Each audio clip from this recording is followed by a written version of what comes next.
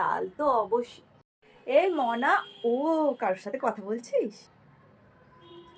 আরে কেউ না, আসলে ওই একটা বন্ধু ছিল।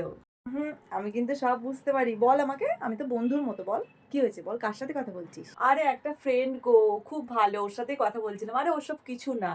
আরে বন্ধু তো জানি, সেই মানুষটা কে? কে সে আমাকে বল, আমি কিন্তু সব বুঝি। আমিও কিন্তু তোর বয়সটা পেরিয়ে এসেছি, বল আমাকে। আরে মা, তুমি যেটা ভাবছো ওরকম কিচ্ছু না, ও শুধু আমার ফ্রেন্ড, ও খুব ভালো বন্ধু একটা।